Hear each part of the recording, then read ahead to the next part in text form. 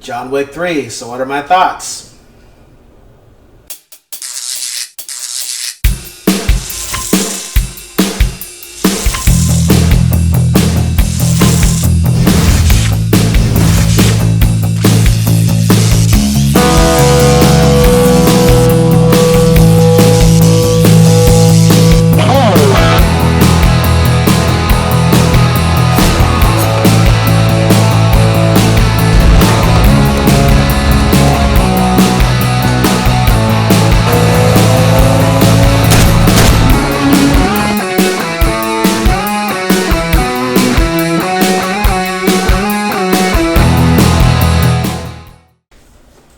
What's up, ladies and gents in Cyberland? So I'm coming back with another film review of sequel to John Wick 2, or John Wick Chapter 2.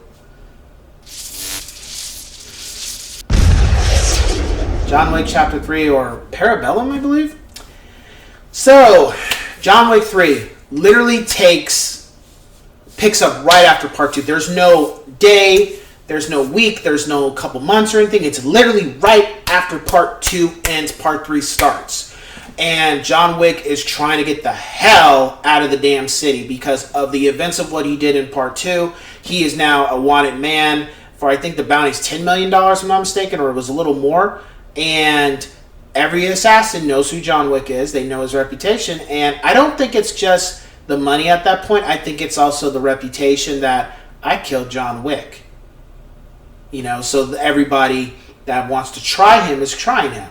And of course, we see more of the organization, how they run things, and their attitude towards certain things. Once somebody's been decommissioned, once somebody has been kicked out of the organization, that they cannot be tolerated, they have to be executed.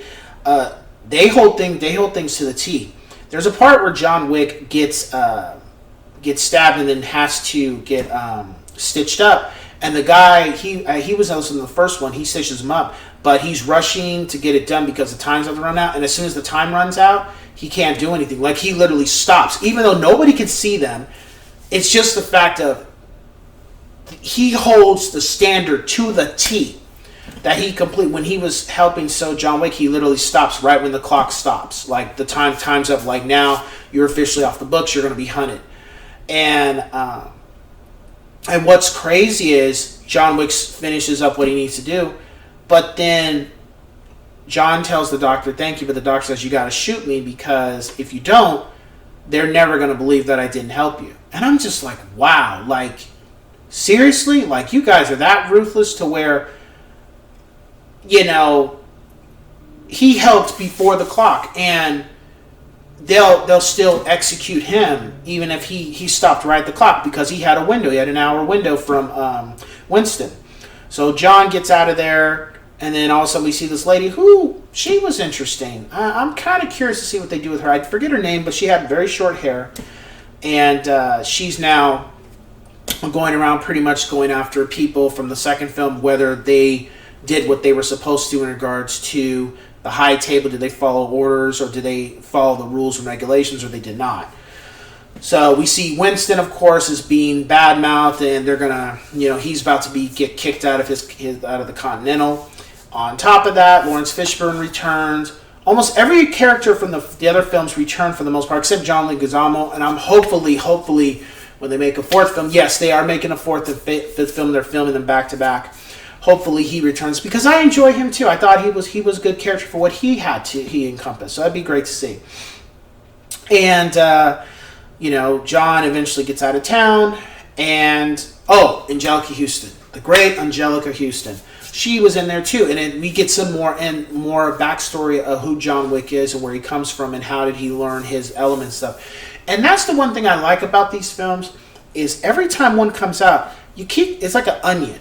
Like when the film first starts in the first one, we have an onion, and gradually through the film, and that's one thing I really like about the story writers and the directing and with Keanu Reeves and what they're doing, is they keep peeling back the onion. You know, they keep peeling layers off the onion every film to where you're getting more and more things about either the world of John Wick, what he was a part of, or just more about him or about people that he's helped. You know, you just keep getting layers back. And it is interesting to see that you keep finding out stuff. I think I think the only thing they could do to mess up John Wick is to say he has a kid somewhere. I really would hope that they don't do that. And the only reason why I would say is because, like, John comes off like somebody, especially from the first film, that he wasn't one to... I don't think he came off like one to be a ladies' man, like he was with multiple women. I think maybe he had one woman in his life, but outside of his wife. But who knows? Maybe they could go there. I don't know. Maybe a little too cliche to do that. Like, oh, okay, we've done everything. Let's say he has a kid. So, I don't know. We'll see what happens. Overall, the film, I would give it a 4.5. 4.5 out of 5 yes sirs. I would almost give it a 5, but I don't feel like it was just as good as 1. I liked it as much as 1. And I felt it was better than 3. And the only reason why is because I did not like the villain in 2. Pompous, just asshole. Like, you like certain villains where you're like, they're interesting and I can see where they're coming from. But this dude, and it's not the actor. The actor was a fine actor. He did his job. I just hated his character. Like, there was no redeeming quality about him to me at all.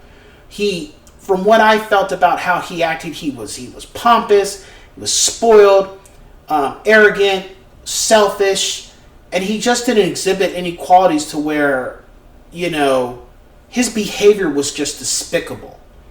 And what led up to his demise was like, I could see anybody doing the same thing, just because it wasn't the fact of what he did, it was just when he was sitting there eating, and his arrogance was just like, nothing's gonna happen to me, kind of thing. I'm in the Continental, you can't touch me. And it's like, oh yeah? Bang! I touched you. I think that was one of my favorite scenes of the second film because of his behavior. But the villain in here, there really was no villain. It was, maybe the lady spokesperson for the high table, but to me, this film, there really wasn't a villain. It was just people trying to get John.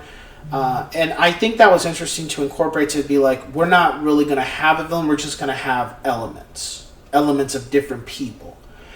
So I hope when the 4th one comes out and the 5th one, I don't know how many they're going to make. I think probably, I'd say 3 more. But I hope at one point you keep pulling back the layers of everything and you get to see who is actually the one that controls everything at the high table, or who are the 4 or 5 people, or the 10 people, whatever, how many people can sit at the high table, I would really like to see that. Halle Berry. Halle Berry was cool. I really enjoyed her too in the film. I liked that they show that there are females in here that can get down just like the men can, because the first film, we had somebody, what happened to her. Second film, they had somebody, but she was okay. But when you saw Halle Berry maneuver when they were having the shootout, him and her, I really like they didn't focus too much on him. I really like they really focused on what she was doing and how she was maneuvering with the people trying to kill him and stuff. I felt that was really cool, because we already know, okay, we have the first film with John Wick. We have the second film with John Wick.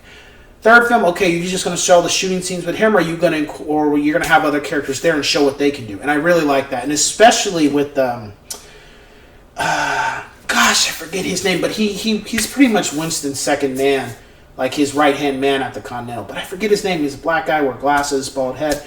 I wish I knew his name, but at this moment, but I just forget it. But he was great too. It was lovely to see him do some work too, put some work in. So yeah. That being said, if you liked 1, if you liked 2, watch 3. Some people have said 3 is mostly just action and there's not a lot of story. Honestly, I felt that at this point it was better for them to take a break from story and just say, look, this is what it's about. There's not much else to it for right now. Let's just do this and do it. And then make the next film, the way the third film ends with Lawrence Fishburne and Keanu Reeves, let's make the next film where you have an integral process. You have, a story to where you go from point A to point B to C, D, E, F.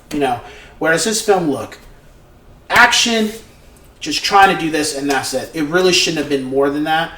Whereas the first 2 films, I felt there was more of that. But this film didn't really need to have setups, especially the way it ended. It really didn't need to have setups. I just hope they don't do that for the next film. I just hope they, we took a break from setups like the first two. The third film was this way for a reason. Moving forward, we're going to kind of incorporate more of the way the first and second film was done. I would appreciate that. So we'll see, because with everything going on, apparently they're not going to start filming until 22, maybe next year, but I think 22. And again, it's going to be back to back. So I anticipate John Wick, the next two films is going to be a split film. So pretty much one big film cut into two parts. So, but of course it'll be chapter 4, chapter 5 kind of thing. So we'll see. With that being said, take care.